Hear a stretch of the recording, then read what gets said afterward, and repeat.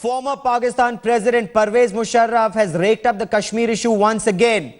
Pervez Musharraf has warned India that millions of Pakistanis are ready to fight in Jammu and Kashmir. In an interview to a Pakistani news channel, the former Pakistani military dictator said that Pakistan was capable of inciting Kashmiris against India. Branding Prime Minister Narendra Modi as anti-Muslim and anti-Pakistan, Musharraf said Pakistan must be meticulous and must hold its cards close to its chest while negotiating with India.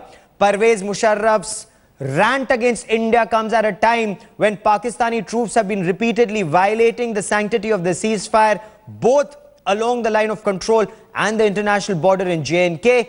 The Indian army has retaliated and inflicted losses on the Pakistan army.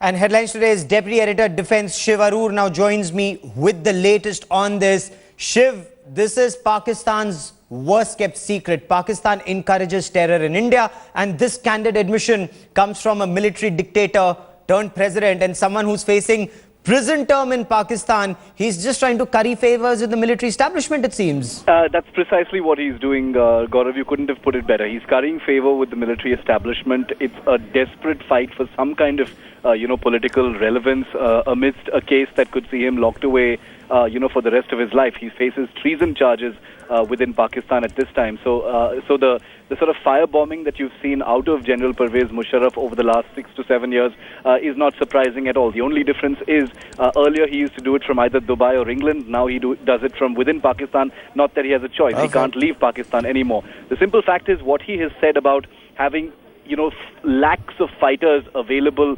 at the disposal of the Pakistani establishment, is not just a tacit admission. It's an arrogant affirmation of the fact that Pakistan is a state sponsor of terror and always has been. It is also an affirmation of him as a head of state of Pakistan earlier and a chief of army staff of Pakistan having resources, including terrorists, including the militancy of Kashmir, as a legitimate weapon against India. So him, showing this sort of bravado, raising the ante, this aggressive level, this tone, this very belligerent sort of voice that he, continues to use right now. You couldn't have put it better. It's a fight for relevance. It is to be on the good side of the army because he knows that he risks spending the rest of his life, inside a military prison cell. So at this point of time, as far as the locus standi of Pervez Musharraf is concerned, politically or otherwise, it couldn't have been lower as far as Pakistan is concerned.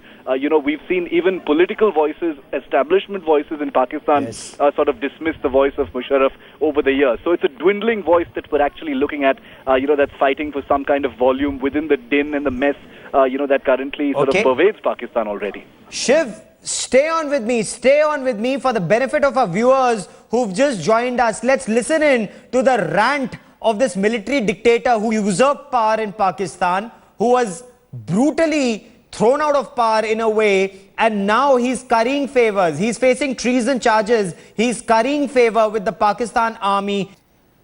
And Major General G.D. Bakshi, defense analyst, someone who's commanded the Romeo force along the line of control, now joins us on the phone line.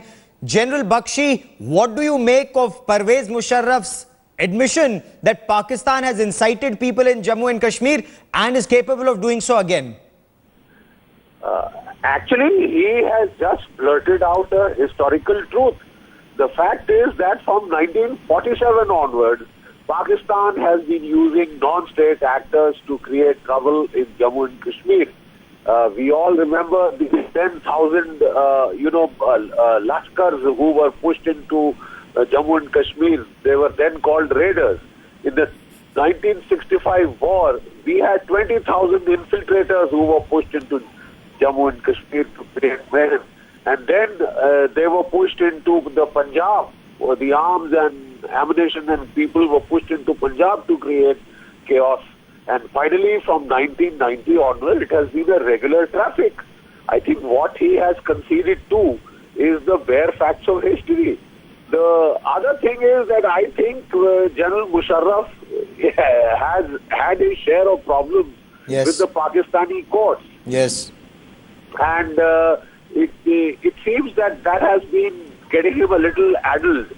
And he is now trying to make himself relevant to the people of Pakistan by his... That's a big point. In fact, not just Pervez Musharraf, Pakistan is worried about its growing irrelevance, and people like Pervez Musharraf and other statements that come out of Pakistan, just perhaps, General, a very desperate attempt to remain relevant in the new scheme of things. For the moment, General Bakshi, many thanks for joining me.